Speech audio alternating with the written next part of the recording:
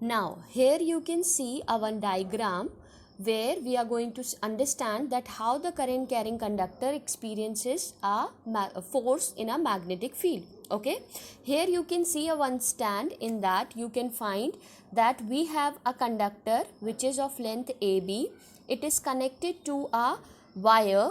Okay, through a wire we have connected. Here you can see that one and A is connected to the positive terminal and B is connected to the negative terminal of the battery, and we have kept this conductor in such a way in a uniform magnetic field, that is a horseshoe magnet, that once the current started flowing, so where the current will flow from A to B, so when the current starts flowing from A to B direction, this conductor is experiencing a force and it starts deflecting towards the right side. Okay, and when we reverse the direction of the current, we have observed that from the B to A, when we reverse the direction from B to A, we have observed that the conductor start deflecting towards the left. This shows that the conductor is experiencing the force due to a current carrying conductor. Okay, now here the question comes, what is the cause of this, right? Here the cause of this is basically, as we know that the current, when the current flows in any of the conductor, it carries a charge. Okay, so when the magnetic field, we are keeping any conductor in a uniform magnetic field, what will happen? Those moving electrons which is present in the conductor, they will experiencing the force. Because of that force, what will happen, that it will be deflected sideways. Okay, and because of this transmitted, or we can say the moving charges, they will experience a force because of the magnetic field. Okay, so this is clear to you? Okay, so now we are going to see its expression. Okay, so now we are going to see the force on a conductor, current carrying conductor in a magnetic field. So consider that we have kept a conductor along x-axis. This conductor we have kept along x-axis, and it will experience a force in the y direction, means the y-axis, and the magnetic field will be acting along z-axis. How I have come to know this? This I have come to know from the Fleming's left hand rule. Now understand what will happen. This conductor which is carrying some electrons, this is the electron which we have represented with this way. Okay, this conductor is having some electrons, and when the current started flowing in this, what will happen? As the current direction is from this side, what will happen? The drift velocity will flow in the opposite direction of the given direction of the current. Here we can see the magnetic field because of the Fleming's left hand rule. What this says? Force, magnetic field and the current. So this is the direction of my current, this is the direction of my force. So you can easily see that when I keep all these three perpendicular, my magnetic field will be into the plane of paper. It will be perpendicular downward direction. So here I can experience this. Suppose the length of the conductor is L and A is the area of cross section of this conductor. We need to calculate what will be the force of the conductor or the current carrying conductor. Now understand why this conductor is experiencing the force. We know when the electron present in the conductor, we have a free electrons, right? Suppose when I am going to keep this conductor in a uniform magnetic field, when I am going to keep this conductor in a uniform magnetic field, you can see here that these electrons are experiencing some forces. When they experience some force, what will happen? Because the magnetic field lines are crossing to these, what will happen? These electrons will experience a force, and as they are not allowed to move out from the conductor, what will happen? Inside this electron, the collision is started, and these collision are transmitted in the direction or in the form of the force. Okay, so we will start solving this. So we has assumed that L and A. So what is that? That is the length of the conductor, and A is the area of conductor. Okay, like B is what? That is nothing but a magnetic field of the conductor, right? Now we have what? N, that is nothing but a number density of electron. This is nothing but a number density of electron, right? Now we have to calculate that Vd. What is that Vd? We have already discussed this in the second unit, that is drift velocity, right? this is the drift velocity, which will be in the opposite direction of the flow of the current. So the total force, or I can say the force acting on each electron, force acting on each electron, what will be the force experienced by each electron? That force I am representing, that is Fm. That force will be nothing but E Vd cross B.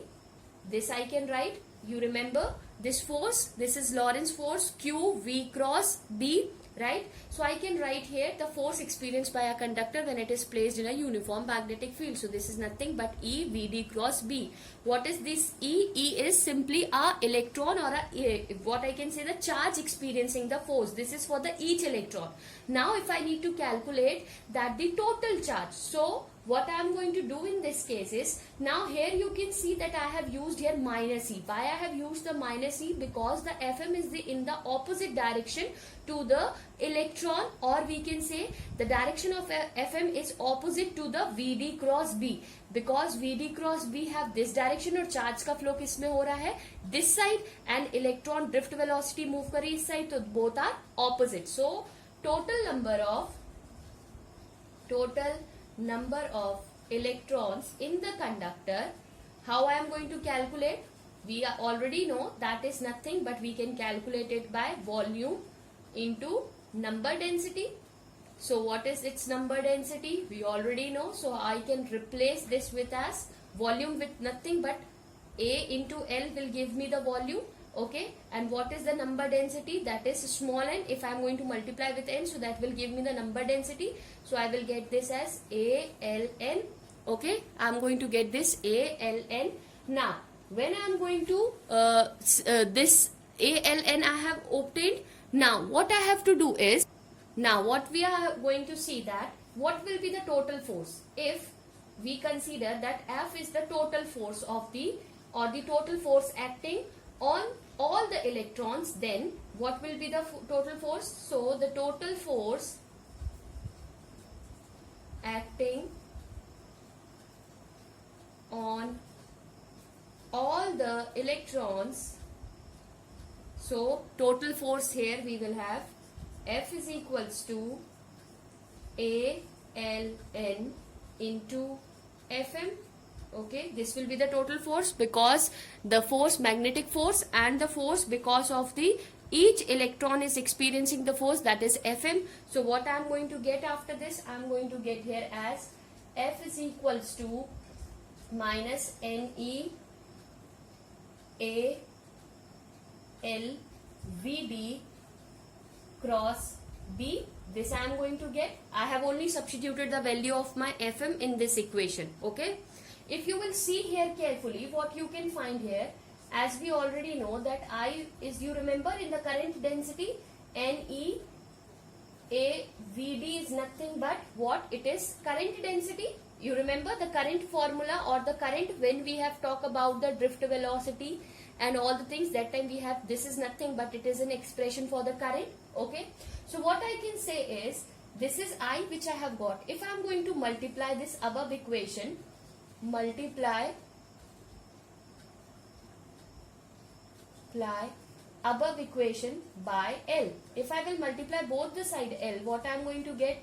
NeAVd. This will be multiplication. So I can give this equation 2 and I can give this equation 1. From equation 1 and 2, what you can see here?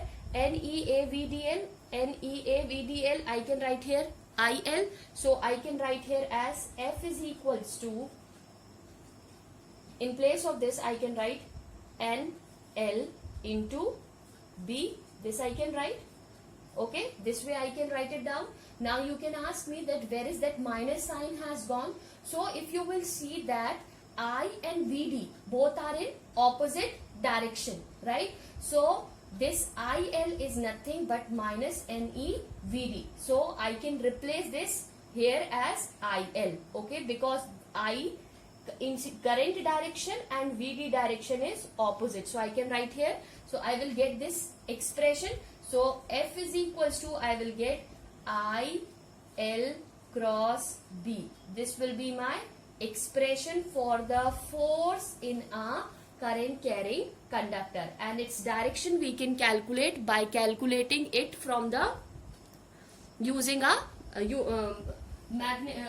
Fleming's left hand rule. Through that we can calculate it. So this is clear to you now.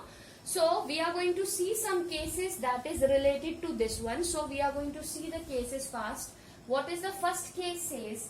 Here the first case is, if suppose we have considered that the theta value of this, if suppose here we have got the expression F is equals to what?